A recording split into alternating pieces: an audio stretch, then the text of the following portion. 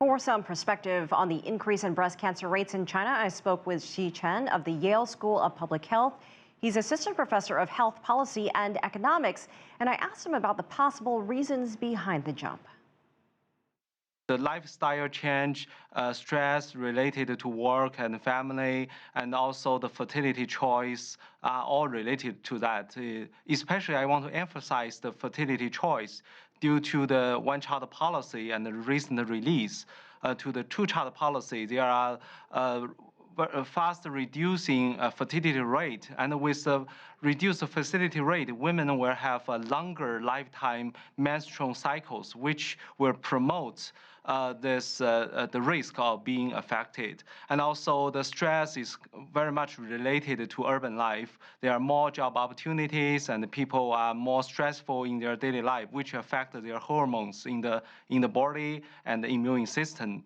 And another thing is about among those give birth to children, fewer and fewer mothers are taking a chance to breastfeed their baby, partly because of more stressful work. So less breastfeeding will make the breast cells less mature, which is more vulnerable to the cancer risks. And then lastly, I think it's more about the aging, because if you look at the data from the US, the people who are affected, diagnosed with breast cancer are of higher age. And with people growing and living to a longer life, their cells are more likely to be damaged. When it comes to treating breast cancer, are there any new treatments that are unique to China? Currently, the Chinese oncologist has been primarily using the radiation therapy and also combined with the surgery. But since there's a shortage of radiation oncologists in China, so this may not be an option for many people.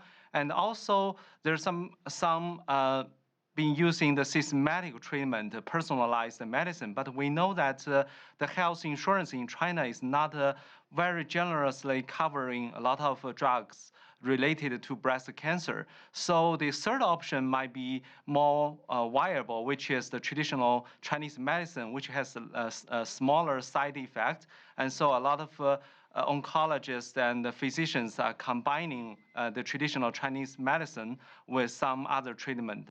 Well, is there anything Chinese women can do to better prevent breast cancer and reverse this upward trend? Yeah, we could do a set of major things. For example, the change in our lifestyle. So the urbanization is accompanied with physically inactive and unhealthy diet. Those are the very important risk factors for the breast cancer.